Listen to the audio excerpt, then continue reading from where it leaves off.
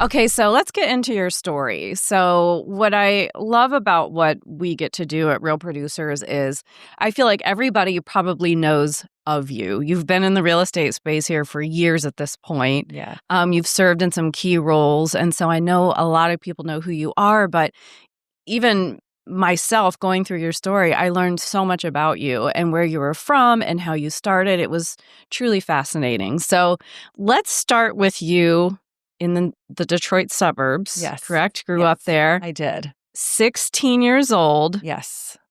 What happened at that time? Yeah. So back then, it was pretty big in Michigan to work at one of the big motor companies. And I had a girl that I knew who had got hired in at Ford Motor Company. And she, at the time, was a realtor assistant and was looking for her replacement. And that really was at the time that technology was starting to become something. MLS was going from being book-based to computer-based. And the agent, I felt like, as my 16-year-old mind, I thought he was an older guy, but maybe was like 40. Yeah. Right. We pushed that needle back. But he was clueless with technology. And so basically my interview process was he sat me down and he says, "You know how to use this thing?" And I was like, "Yeah." And he was like, "Okay, you're hired." And that was it. Oh my God. I know. And we shared an office and our chairs were back to back. And I really remember the first time calling a title office, ordering preliminary title work and truly having no idea the words that were coming out of my mouth.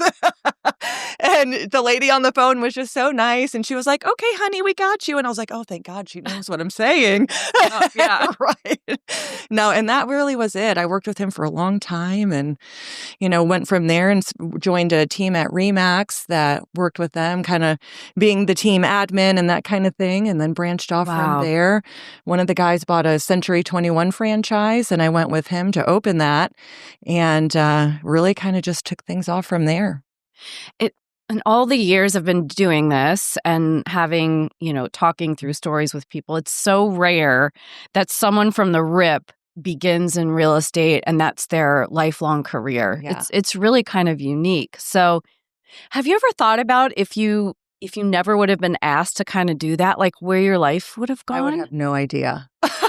Yeah. I do think about that still. Gosh, if real estate ever went away, I would have no idea what to do with my life. I'd figure it out. But it's so cool that it's really written kind of your story. It has. I'm so grateful. Yeah.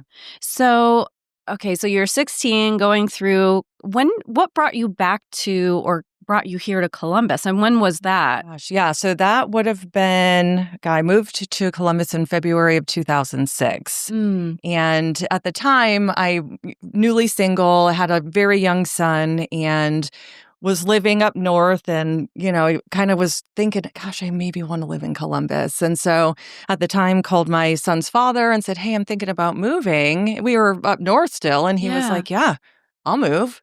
I was like, okay, no brainer. So I relocated and very quickly found a job working with HER in Powell, where I was Nita Whiting's assistant and kind of helped, manage that office and do a lot of stuff for her, I should say. And then shortly thereafter, maybe about 6 months or so, is when my son's father moved and is now a Columbus resident. What brought you, or what happened after HER and you moved down here? Was your son going to, what age was he at the time? So he was just getting ready to start kindergarten. Oh, that young. Yeah. Okay. Wow. Yeah.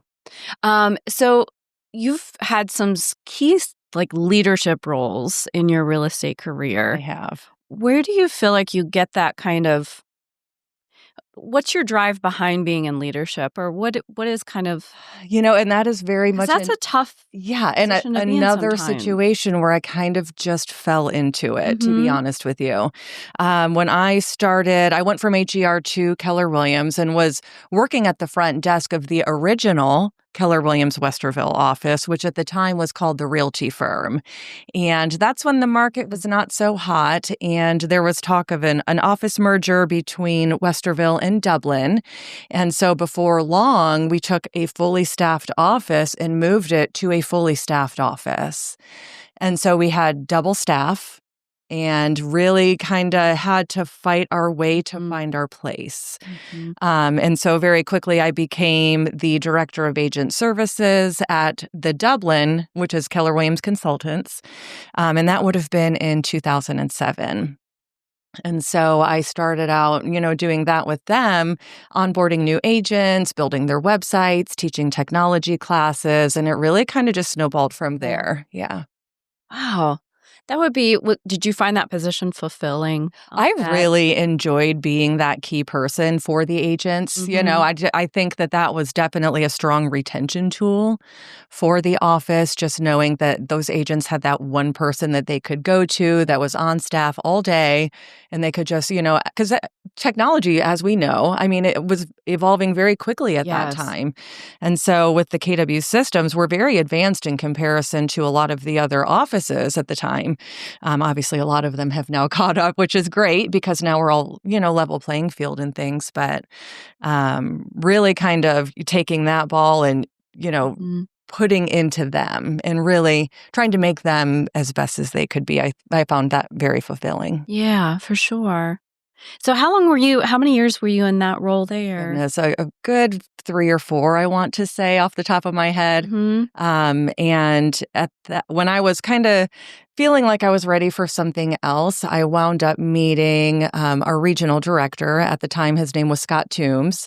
And he was like, I really like you. He's like, there's something I see in you. And I didn't really see it in myself at the time. Just I was living my life and being mom and working and doing all the things that we do to get by. And so we had very, intensive conversations.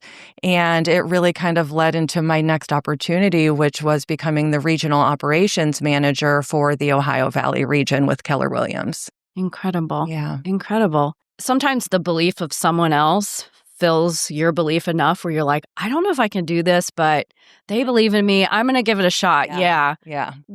That's a very large position. Were you nervous at all? Were you confident? Like, I was actually, I definitely had days of being pretty nervous. I don't know if you have met the regional owner, Linda McKissick. I know of her. Yeah. So there's very high expectations. And so I was afraid, that I wouldn't fulfill them. Yeah. But I did. And it was, it was good. Relatable. Yeah. So, kind of being in charge or being in the space with agents, there's a lot of different personalities, a lot of different expectations. And sometimes, you can't make somebody do the things or the activities that make them successful.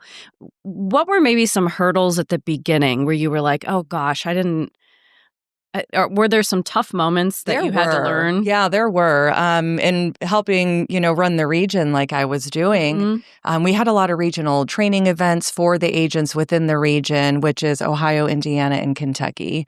And so I remember my very first event that I had to put on. It was very big. Mo Anderson is like the culture within Keller Williams, really the big story behind the culture. And she was coming to the region. And so I had to put on, it was our biggest event that we had all year, and it was my very first one. Wow. So, wow. So that really, it stretched me tremendously and really taught me that I can juggle this.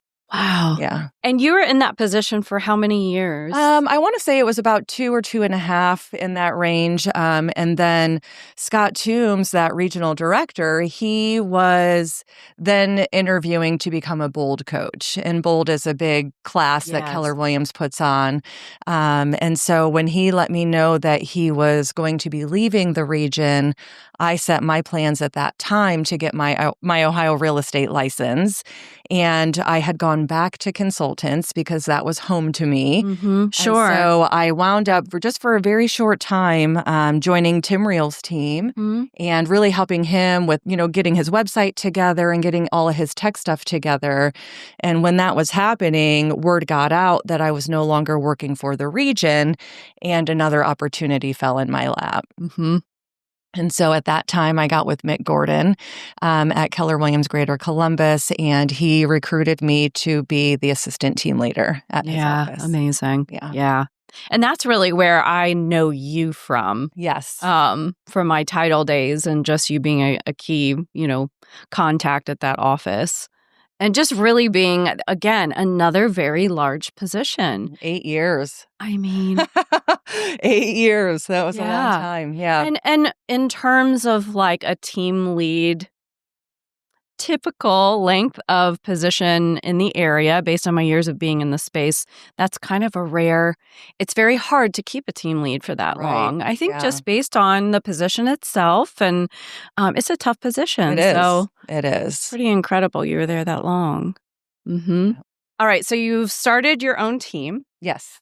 New Nest & Co. group, and we have lovely Fawn Christie and Stacy Tackett as part of your team. Yeah. Where did you meet these girls? I love them both. They're yes. wonderful. So fun. I met them both when I was recruiting at Greater Columbus. Yeah. And Fawn, I met her through another agent that was there and loved her from the jump. And so I was like, oh, she's going to be great. I just saw it in her right away. Yeah, so and positive. So, yeah, she is amazing. And so when she joined the office, she ultimately ended up joining her friend's team.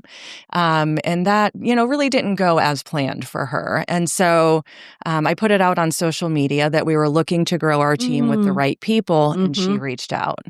And so for me, no brainer immediately. Come on. Yeah. Come work with me. So yeah, she's been great. Well, and I think you have to find the right people to be in partnership with. And in fact, I think sometimes, it's a real conscious decision to go from, okay, I'm fully in control of my own business. And there are pros and cons with having a team. Yeah. It's finding the right personalities and yes, we learn along the way not to get with the yes. wrong personality. Yes. Yeah. And learning to delegate certain things and kind of learning systems. How has that experience been for you? Oh, gosh. Do you feel like maybe your past experience helped prepare you for? It did. Yeah, absolutely. Yeah. And long story short, when the team first started, it didn't, again, go as planned for me. I had really good intentions of, having someone side by side to do this with, and it did not go that way. Yeah. And that really taught me a lot, really being able to have tough conversations and, that to me was a struggle because naturally I'm a people pleaser. I'm a yes man, Yes, yes. So I found it very difficult to, stand my ground and put the end goal of the team, which is to be great, at the forefront, and really forced myself to push beyond, that situation. And ultimately it was the best thing that I've ever done. Mm-hmm. And so since then, I have been able then to bring Stacy Tackett on the team. Having the change in the team dynamic that we had was an open door for Stacy to now have this conversation with me. Yes. But initially, when I first met Stacy, she was licensed in Florida, and I don't mean was because she still is. But at that time, she was relocating back to Ohio, which is where she's from. And so we have a mutual friend, Stacy Linneberry, who works at the board. I should say Columbus Association. She's amazing. So the two of them were very good friends. And so I then met Stacy Tackett through Stacy Linneberry. And so when I left Greater Columbus, Stacy went and, joined the company that she is with down in Florida up here in Ohio. And so when that change in dynamic happened with the team, Stacy's like, okay, I want to have more of that team atmosphere because she was kind of like a lone soldier out there with her brokerage in Florida, being the only agent in Central Ohio. So when she came on board, we've just been running. It's been great. I love it. Yeah. So let's chat about, you have a son. I do. Lucas. He's the best. Who is a genius. He's very smart. So did he recently graduate college? He did, yes. And what did he get degrees in? So he has a major in neuroscience, health systems, and has a minor in psychology. Incredible. Yeah. Smarty Incredible. pants. Yeah. I love that he's part of your pictures. And your husband, Jason, who I learned works for MORPC, the Mid-Ohio Regional Planning Commission, with geospatial data to improve transportation and development around the region. So what a really cool partnership based on what you do for a living and how plugged in you are to the community, and having somebody that works at an organization like that. Yeah. I bet you have very interesting conversations. We do. Yeah. So Sometimes I get the ins, but sometimes I have to like pull the ins out of him. I'm like, hey, I heard this and this was happening. Why didn't you tell me? He's like, oh, yeah, I forgot. I'm like, oh, okay, that's fine. that checks out. Yep. Men and women, for Right. sure. Are you the type of person that puts goals in place, or you just kind of go with the day to day? Do you have ideas of what you'd like to accomplish in the next few years, let's call it? Oh, I definitely have goals that I put out there. Mm. And I mean, if I'm putting it out there, my goal is to increase my GCI by $100,000 every year. Okay, I love By that. 10 years in, $1 million. So we'll see how Yeah. it goes. Yeah. Yeah, I know there's definitely ways to make that happen. Obviously, growing the team being one of them.